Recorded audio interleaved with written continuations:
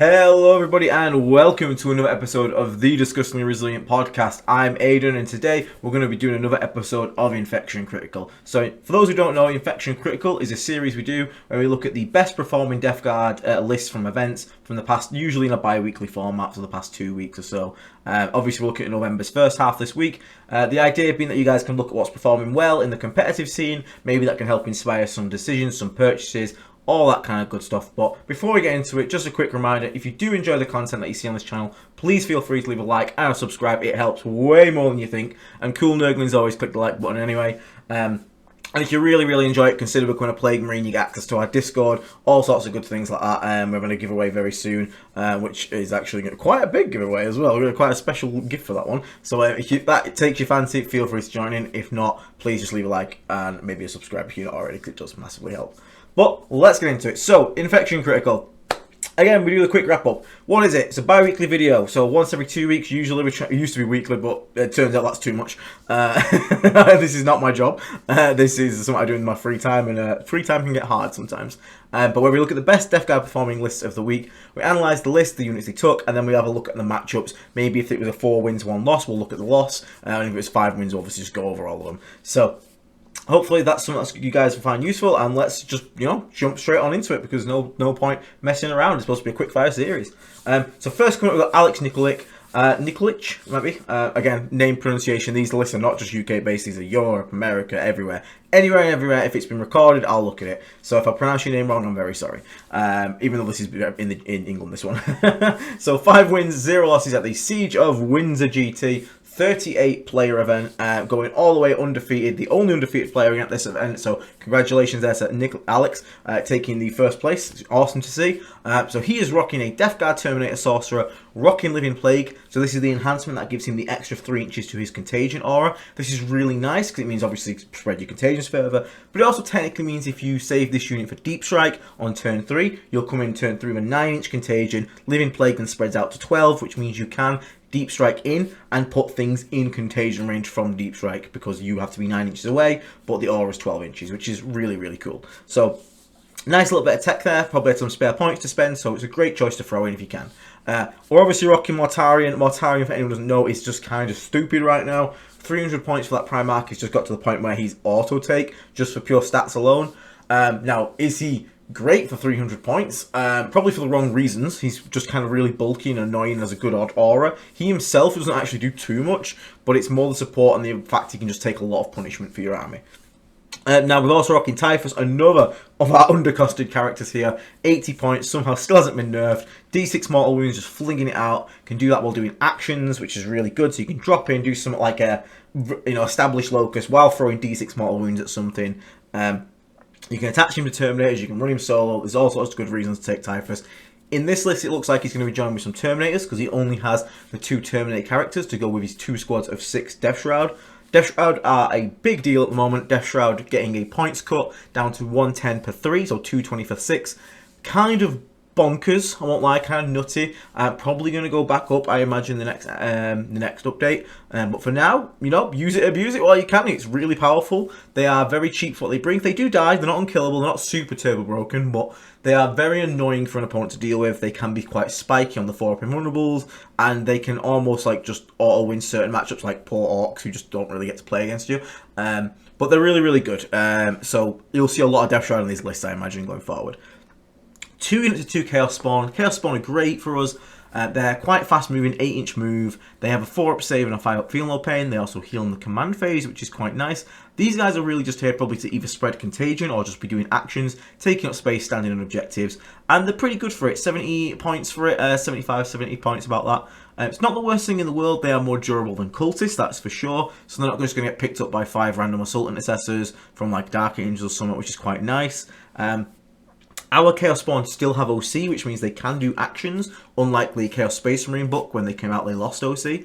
So they can stand on points, they can hold objectives, and they can do actions, whilst being a good measure faster than the rest of our army. But you can also use them to move in advance, because if you get a 6 on advance, you've now got a 14-inch moving unit, which can go through walls. That's really good for spreading contagion.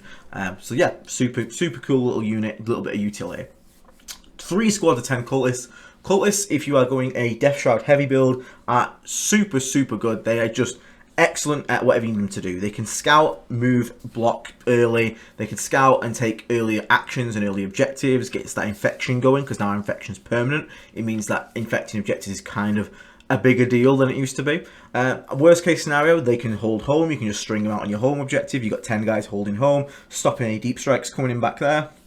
And they can also just start trades really well. Because of our aura, our contagion, cultists can actually punch into weird things like scouts. Weirdly, they hit on 4s and wound on 4s, but you get 20 attacks. And if you take -1 save, you on average kill like 2 scouts with a charge off cultists. And if you get to shoot, you might kill like a 3rd one, which is kind of funny for cultists anyway. But if you're against anything that has T3 infantry, Eldar, or even guardsmen, like 10 cultists with -1 save contagion and -1 toughness contagion, fighting 10 guardsmen, the cultists will win that fight 9 times out of 10. So you can use them to do really weird early trades, but part of that, they're also great for just spreading contagion, doing early actions, and move blocking as well. It's really, really good for them. So you're going to see a lot of cultists. Cultists, if you haven't got any cultists and you want to get good at Death Guard, go buy at least 20. Like, just go buy 2 boxes of 10. I use old cultists. I use like old Dark Vengeance cultists because I think they look a bit better for Death Guard rather than the new ones. But anything will do. Use Guardsmen if you want to use Guardsmen. Renegade Guardsmen, no one really cares. But I would definitely advise go and pick up a unit of cultists because they are super, super useful. Now I've also got 1 unit of 10 Poxwalkers. I imagine in this instance this unit's probably going to be holding home. This allows him to play forward with his cultists, which is obviously great. Frees them up. You don't have to keep a unit on home. And Poxwalkers also, having that feel no pain and being in cover on your home objective can get 6-up save. Makes them a bit more resilient to anyone that's sort of like, you know, like Aquilons dropping in. Aquilons drop in, shoot 10 cultists, pretty much going to kill them all. Shoot against Poxwalkers, because they've got extra toughness and the feel no pain. You can also go to ground if you want for a 6-up invulnerable. Actually not the easiest to kill, can be surprisingly annoying to kill, and if the Poxwalkers then kill anything back, they can start regenerating, all sorts of good stuff.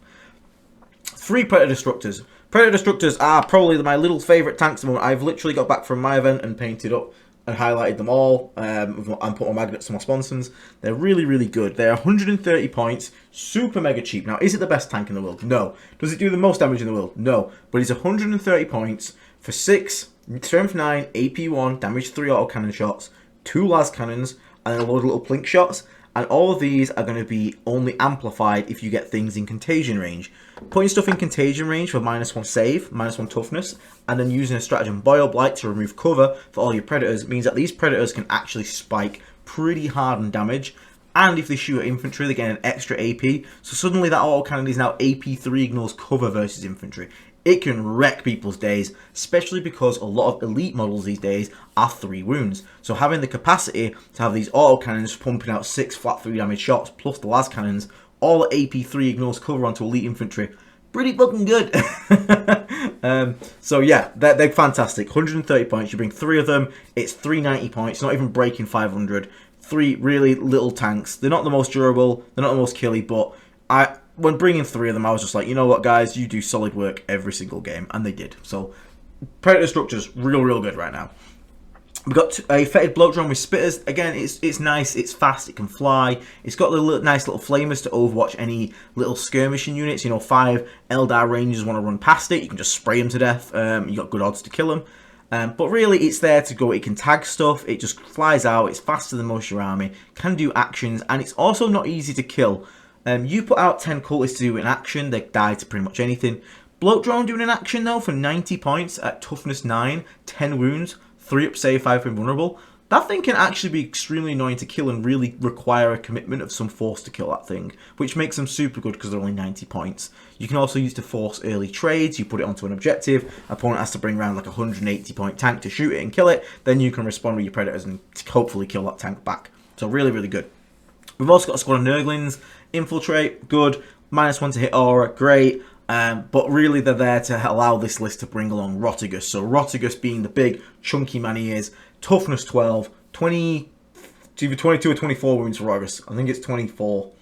It's 24 or 22, but still, chunky boy. 4-up invulnerable, toughness 12. Him and Mortarion, chef's kiss together. Two big toughness 12 chunky boys. That's a lot of pressure on an opponent. Really hard to deal with both of them at once. One of them's also halving your OC and your movement, and he's also got damage 2 sweeps, like 14 attacks with lethals. And his bonk is flat 4 damage, just like Mortarion. So both of them can punch pretty hard into stuff, and both of them have a 4-up invulnerable, so they're both really hard to kill. And the best bit of Rotagus is like 230 points. So people will overcommit massively because they look at Rotagus, the size of the model, and think, okay, if I trade my 400-point chosen unit to kill Rotagus, I'm sure that's a good trade. And then you go, yeah, that was 230 points. Thanks for the 10 chosen that you've just killed with a Chaos Lord. So he can make really good trades. And when he's not, he can just, the halve OC aura is brutal against lists that like to spam like Tyranid monsters, things like that. It's really, really good. So Rotagus is great, including Death Guard at the moment as well. And this list just puts Rotagus and Mortarion in your face. Then there's 2 bricks of Death Shroud Terminators. Deal with that. Oh, and by the way, I've got all these scoring units and 3 Predators sat in my backlines firing down the lanes at you. It's a really good list. So if you like your big chunky boys, this is a great list for you to try out. Against, in the win path, he went against Necron's Hypercrypt, so really well done there. I did check it out, it was Catan spam. Mortarion just laughs at Catan spam here, because we're just going to give all our army here, ignore that half damage and slice through it. Really nice. Drakari, Orcs, those poor bastards. Those Orcs probably stood no chance at all. Astra Militarum and Sisters Army of Faith. So got to get a bit harder towards the end. That's a rough day 2 there. Astra Militarum and Sisters, but he managed to pull it off. Getting the 5 wins, undefeated. Alex, Champion of Siege of Windsor. Well done. Cracking list. Love it. Next one. The dumbass right here. Me. Aiden Smalley. So I'm not going to go too much over this because I have an entire stream dedicated to this one. It's in the event recap. If you want to go watch it, check out our live section. It's the one that says Gravel Pit GT event recap. So you just go click that. So I'm gonna speed run this one. So Lord of Contagion, again, adds massive damage to a squad of Death Shroud Terminators. It is the most hard-hitting melee unit we have. 2 squads Death Guard Terminator Sorcerers. These are great. Everyone's running at the moment because they give the squad of Death Shroud -1 damage in close combat, which is really, really nice. So I'm obviously got 2 big bricks here. Last list, if we'll go back to it very quickly, you can see one of his big bricks is going to be -1 damage. So it makes them really, really hard to deal with in close combat. A lot of melee weapons from at least infantry models add damage 2. But even on elite models, so dropping that down to damage 1 is 50% damage decrease straight away on a 2-up. It's nuts. So it's super good. They also have the once per game Casino Cannon, flat damage 3, which can pop off sometimes. And again, damage 3, we talked about why damage 3 is good. So that's really nice. Typhus, again, undercosted character, great. Mortarion, undercosted, great unit. Just a great distraction. Also rocking the Cultists here. Again, as I've just said, Cultists are great for all the reasons we mentioned previously. 2 squads of 6 Death Shroud Terminators, and I went for a 3-man Death Shroud Terminator squad. This is the one I like to keep off the board with Lord of Contagion. The other 2 are more like Anvil Bricks. This one with a 3-man with Lord of Contagion, I treated more like a Scalpel. It would come in with a rapid ingress, find a unit I want to delete or a point I want to take off my opponent, go in there, kill it to death, and then I wouldn't really care what happened too much. If the Lord of Contagion died, that's fine, as long as it comes in, kills the one I want it to kill, and then if it manages to stay alive on an objective for a bit longer and be a nuisance, you know, bonus points. I have brought a squad of 20 Poxwalkers. You will see if you watch the recap how I use these Poxwalkers. They are extremely annoying, but TLDR right now is that they pose a question to the opponent. I put 20 Poxwalkers in my list. I then step 4 guys out onto an objective in the middle. The rest are hidden behind the wall. I say to my opponent, what are you going to do about it? He goes one or 2 things. He either exposes too little shooting, in which case I will pop -1 to be hit on them with Cloud of Flies or Miasma Pestilence, whatever it's called these days. And then I will pull the guys behind the wall, they will live, and I will hold that objective. Option 2, they expose all the guns, Poxwalkers are going to die, so the second the first unit shoots, I kill the 4 they can see, and the rest of the units can't shoot anything, because I'm now behind the wall. But in doing so, they have exposed all their stuff to shoot, which means that my Predators can come around the corner and fire back at them in my turn, which is really nice. Option 3, they bring in a melee unit, and I'm going to Heroic Intervention that shit with a Death Shroud Terminator squad, and that's going to be very bad. That's like the worst case scenario. Or, option 4, they have to bring out some of their scoring units to at least contest the point, which means next turn I can either charge into them with Poxwalkers, get some free movement, or the Death Shroud get free movement, or maybe they have less scoring units than I do, in which case I will just kill them, pick them up, and now they have to start committing real units to the middle. So they're a really nice utility piece. And if all above is not true, and they're not going to perform any of that job, I've got 20 Poxwalkers for 100 points that are going to sit on my home objective, 2-inch coherency between them all, and screen out my entire quarter of my board. So they're just really good, 100 points. And Typhus does not always join them. In fact, in this event, 4 games he didn't join them, 1 he did. So he's not there for them. They are there as a potential tool for Typhus to make use of. Okay? We've got 2 fetid bloat drones with spitters. Again, talked about them. Great for playing flanks, doing actions, threatening something, just being annoying and tough to kill. 3 predator destructors, my beloved. Oh. And 2 squads of nurglings just for that infiltrate, stopping scouting, stopping enemy infiltrator nonsense. I went against Sisters Bringers of Flame first. Astra Militara, Mordian Glory, the god himself. Great game, absolutely fucking loved it. Probably one of my favourite games I've ever played. So funny. Votan, great game again. Triple Hecaton Land Fortress, that one, interesting build. Custodes, one of the most tense games I've ever played against probably the best Custode player I know, which is Rory. Fucking absolute shout out to that lad. And then lastly, we had the CSM Fellhammer, which was a bit unfortunate for my opponent because Fellhammer's entire thing is that they're -1 to be wounded if the shooting attack is higher strength than their toughness. And I have Mortarion that basically just goes, no. So a bit unlucky for him there, but he also played extremely well to get into the finals there. So shout out to Ash as well there. But all my opponents were great. Didn't have a problem with anyone. Lovely people. And yeah, I'm going to skim this one because I have a full 2-hour recap on it. Go check that out if you want all the details. Plus, I played 2 games on stream on the Glasshammer Gaming live stream. So if you want to go watch them, go to the Glasshammer Gaming. Great stream, great channel, by the way. Go to the live tab, and it is the Gravel Pit GT you're looking for. So last one today, Paul Bridge. Paul Bridge with the 4 wins, 0 losses, and 1 draw at the West Coast War Games 20-player GT. Rocking Mortarion, Typhus, Death Guard Terminator Sorcerer. Now, this lad, this legend, has gone for some Plague Marines, and I fucking love it. We've got a Foul Blight spawner here. No Biology Putrefier, so he's skewed that to get in just the fight first, which is fine. They're still a very hard-hitting squad, so even without the Biology Putrefier, that's more than plenty. Again, no one still wants to charge it. The Plague Bus, hell yeah! 22 Malignant Plaguecasters, great unit. We've talked about the Plague Bus, it's one of my favourite units that we've ever fucking come up with. It's so funny, it just does so much absurd damage for what it is. So I'm super happy to see Plague Bus, I missed it so much, so I'm happy to see Plague Bus back. 2 units, 10 Cultists, again we've already talked about them. The 10 Plague Marine squad, now he's gone for double Blight Launchers, double Melters on this squad, but he has still stocked up on all the heavy Plague weapons he can. This is kind of the more standard build. Some people would go Spewers instead of Blight Launchers, but I guess he wanted the more range, which is, again, total. There's no real bad choices for Plague Marines, par the Plague Belcher. Never take the Plague Belcher. But really, solid units. Can still hit really hard, has a nice mixture of melee and shooting. So, with the fight first there, people are still going to be hesitant to charge it, especially if you're on an infected objective marker, because you're going to get that sustain too. Quite scary.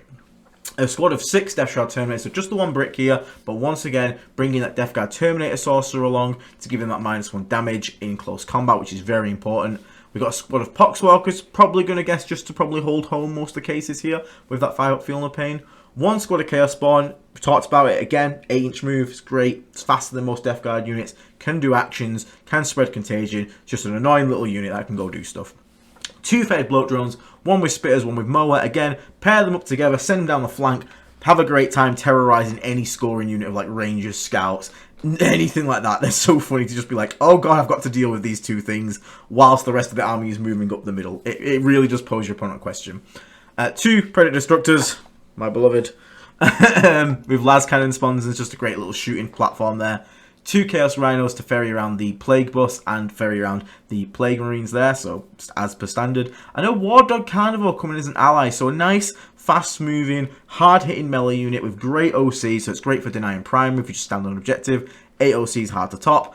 You can also just run into something, you can strat reserve this thing in, rapid ingress it in, goes and punches a problem and gets rid of it. And again, if you're running that down the flank with the 2 bloat drones, that's an even scarier flank to deal with. But also it means if someone tries to push you early or tries to put something tough into the middle of the board, you have a nice response to it. Will uses it very much like a linebacker, as he'd say, so it can sort of react to what your opponent's sending at you. But really, it's just 140 points, very cheap. Really nice, fast moving, good OC, hard hitting, has natural rerolls to advance and charge, so you don't have to worry about keeping a CP for that. And you can't really go wrong. War Dogs are still very good in Death Guard, so don't feel like you can't take War Dogs, even though you've seen a lot of Pure or Demon mixed lists. But War Dogs are still great. They provide the speed to be like 14-inch movies, something we only dream of. And if that plus Mortarion plus the Death Shrouds all coming at you at one time, pick your poison, because you're getting hit by one of them. But yeah, super cool list. Very bit different from the rest of them here, and again proves that you don't need to spam Death Shroud to do well. Death Guard's just in a really great place right now. One squad of 6 in this list is all it took, and then just a bit more playing around with the rest of the units. So people are obsessed right now thinking 18 Death Shroud's the only way to play. That is not true. I probably wouldn't run 18. I think 15, 12 is the best Death Shroud builds, but I don't even think Death Shroud builds are the best. I wanted to try it out, because when else am I going to get a chance to play so many? So Paul went against Astra Militarum, Eldar, Demons, Sisters Bringer of Flame, and then a draw in the final against Tyranids Vanguard Detachment. So super well played to Paul Bridge there. And again, proving that you don't have to spam Death Shroud to do well with Death Guard. A really cool original list, and I'm super happy to see him up there doing well with Death Guard. But that's all for today, folks. If you did enjoy this one, do remember to leave a like and a subscribe. Maybe consider becoming a member. Thank you so much to everyone on our screen right here now. Their words. YouTube members, you guys are absolute legends. Thank you so much for the continued support on this channel. I will continue to keep making content for you as best as possible, and because you guys keep the lights on here, which is awesome. Element Games, if you're in the UK and you fancy buying some models, check out our affiliate link in the description below. You get some extra crystals, we get some extra crystals. It's all nice, it all works out well. Check out our friends at Vanguard Tactics. I am a coach for Vanguard Tactics, I play for Vanguard Tactics, and they have obviously their own YouTube channel, much bigger than ours. They do battle reports, coaching, they do private one-to-one paid coaching, they do all sorts, the academy, so much good stuff. Go check them out, give them a like, let them know we sent you, because that means we know we're good friends. But yeah, check out those guys. And our friends at Saltai Games, who currently aren't doing business because they're just doing a bit of a rework and a bit of setting up for an event they're doing. But they normally do stock out some disgustingly resilient products, so you can check them out in the link below. But right now, I think they're taking a little break. Nothing's happened. We haven't fallen out. They're just having to put their assets elsewhere for the meantime. And also check out our own store. We have our own little products if you wanted to pick yourself up anything. 11th Cultist shirt, which is quite the running meme apparently. And all sorts of different things with our logo and whatnot. And we're hoping to get some more stuff up there soon, because we've got some commissioned art on the way. So, but for now, everybody, thank you so much for tuning in. Massively appreciate the support. Hope you guys enjoyed it. Hope you found some lists that you think look cool. And I will catch you all in the next episode. Stay right, everyone. Take care and goodbye. See you later.